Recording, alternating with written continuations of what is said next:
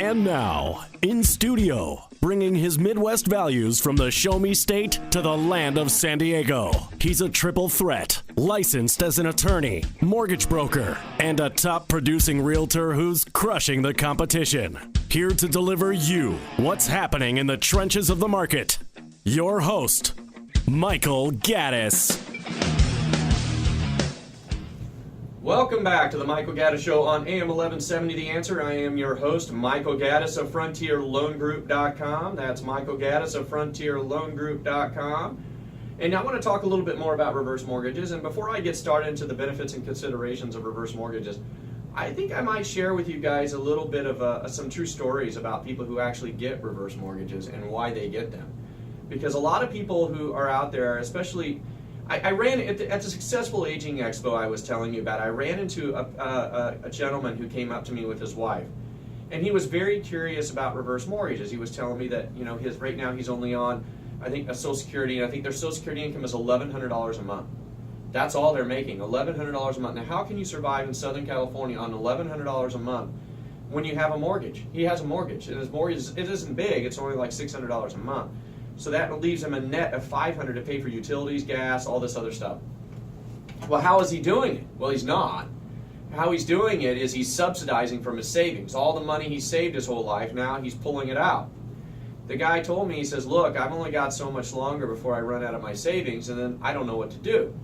I've been talking to my son. He's here at the expo, and I told him that I'm having some struggles, and I told him I was entertaining it.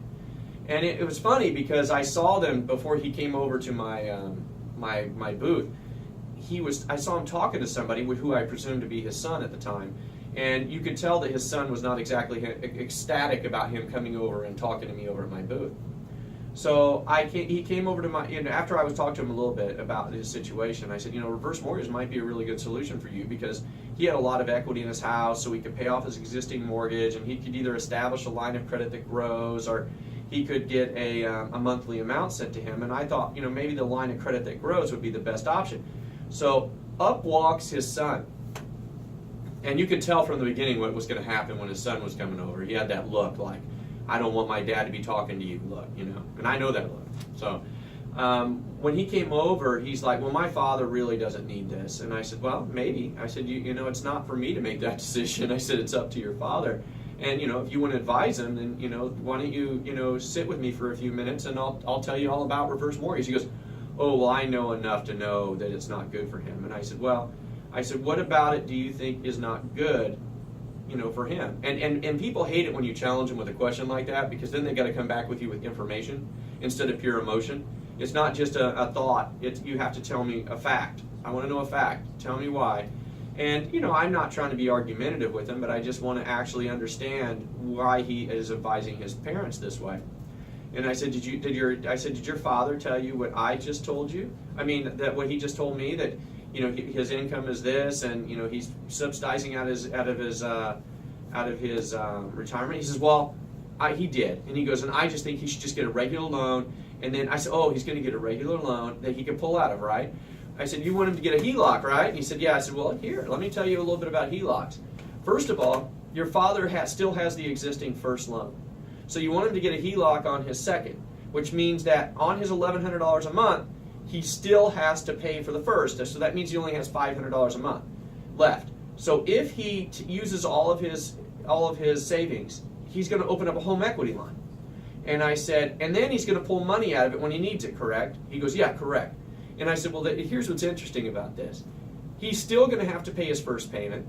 And then when he pulls money out of the HELOC, he's going to have to make payments on the money he's pulling out of the HELOC on $1,100. So he's basically going to have to pull money out of the HELOC to make payments on the money that he's pulling out of the HELOC.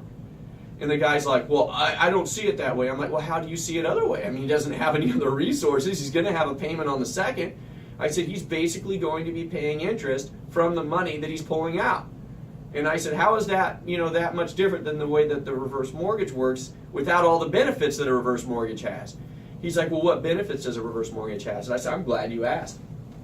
I said, one of the benefits is that it has a line of credit that grows. And he goes, what do you mean it grows? I said, it grows by the amount of your interest rate plus your yearly mortgage insurance. So whatever let's say, for example, it's 3.5, your interest rate, your 1.25 yearly FHA mortgage insurance, that means your growth rate would be 4.75% per year on the unused portion. So he says, well, my father would be better off just taking the money out and putting it in the bank. I'm like, I don't think you're understanding me. What interest rate are you getting in the bank on the money? You pull the money out of the HELOC. First of all, he has to make a payment on the HELOC. Second of all, you're putting it into an account that gets what, less than 1%, maybe a 0.5% interest rate? I'm telling you, he's going to get 4.75% growth on this, on the unused portion. And he doesn't have to make payments on it when he's not using it. And then even after he pulls it out, he doesn't even have to make the payment on it. It'll just be added to his principal balance, which is basically what you're doing anyway. I said, but here's the worst part of your plan.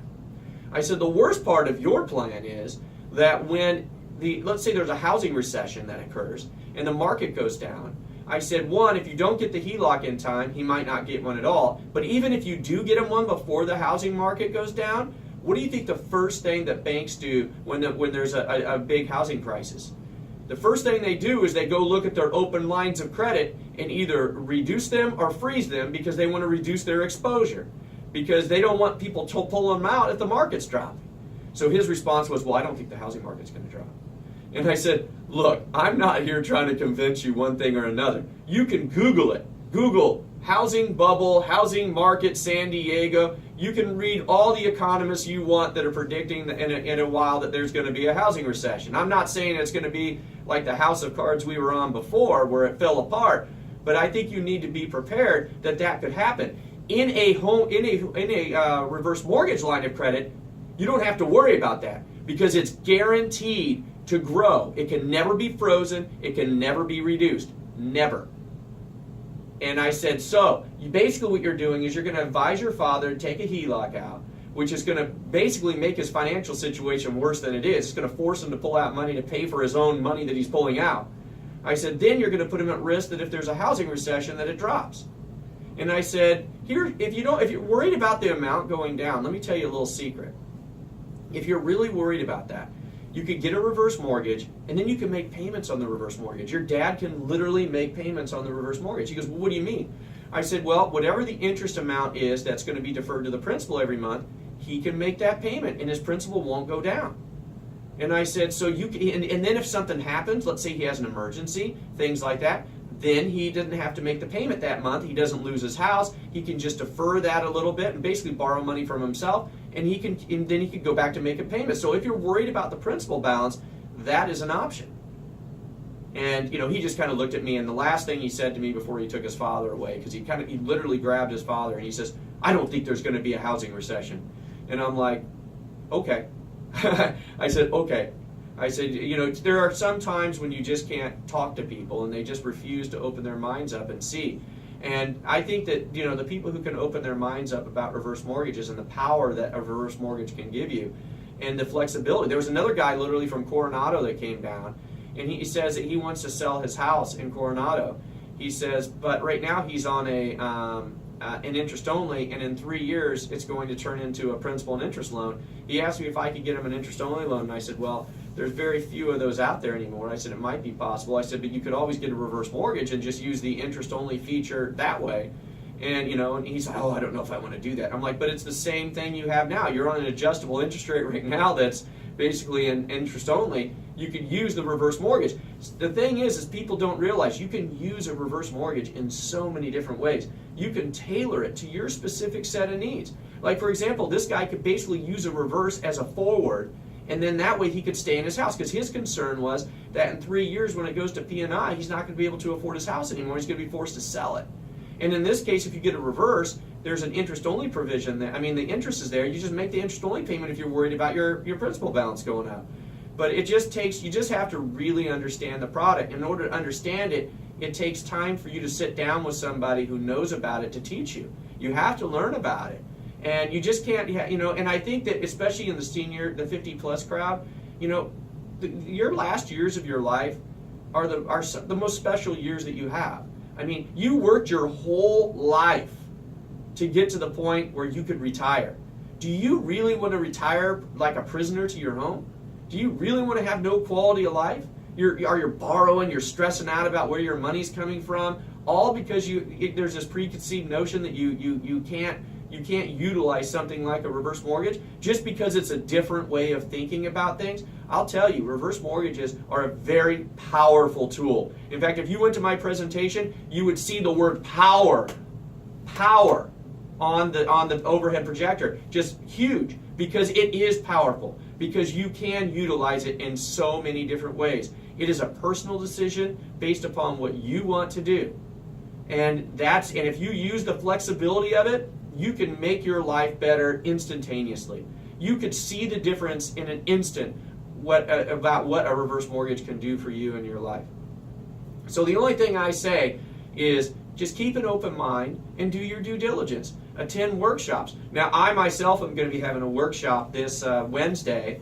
I'm having it up in San Marcos at the old Spaghetti Factory. It's a free workshop. I have 2 times, 12 to 2 p.m. and 6 to 8 p.m. You can come to the old Spaghetti Factory, have dinner on me.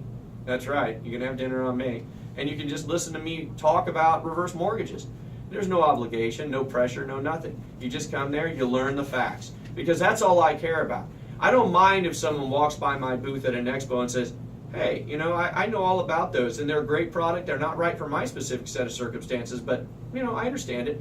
I respect that. What I don't respect is when people come by and say, oh, I hate that, but they don't know why they hate it. They don't know anything about it other than their sister's, brother's, uncle's, cousin's dog told them that this is a bad thing. And to me, that I think is just a sign of ignorance. I mean, you can't let yourself be shut off to opportunities that might exist to improve your quality of life, because you only have one life. You only have one. Well, after the break, since I didn't get into the benefits and considerations of a reverse mortgage because I was ranting and raving about people I met at the expo, I will get into the benefits and considerations of a reverse mortgage. You're listening to the Michael Gaddis Show on AM 1170, The Answer.